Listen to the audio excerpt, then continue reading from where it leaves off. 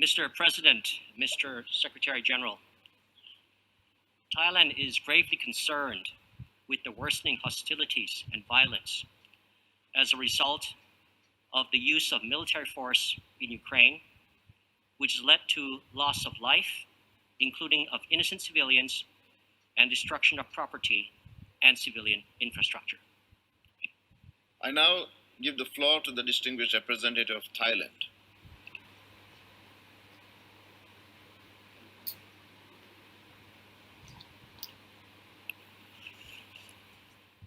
The ASEAN foreign ministers issued a statement on the situation in Ukraine. Since then, armed hostilities continue and casualties, including those of civilians, continue to rise.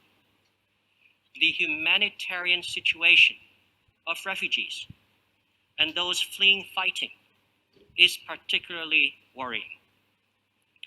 Thailand commends Ukraine's neighboring countries and other states for their prompt actions in mobilizing assistance to those in pressing humanitarian needs.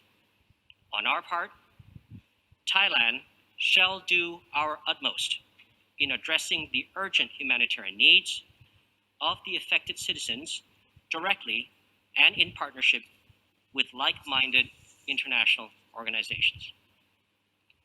Thailand adheres to the principles enshrined in the United Nations Charter and international law, in particular, respect for the sovereignty, territorial integrity, and political independence of states, and refraining from the use of force or threat of use of force against another state. We thus call for the immediate cessation of violence and armed hostilities.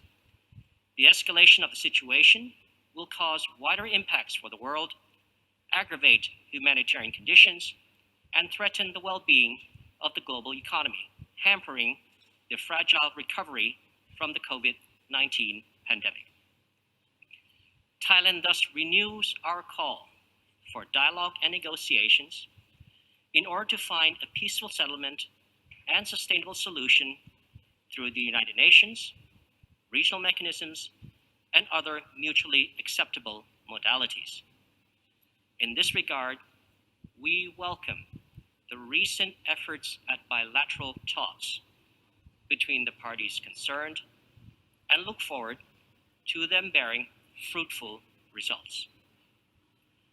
As a peace-loving country, Thailand has an abiding faith in the goodwill among nations and the compassion of humanity. We will therefore continue to hope that the path of peace, reconciliation, and good neighborliness will ultimately prevail. Thank you.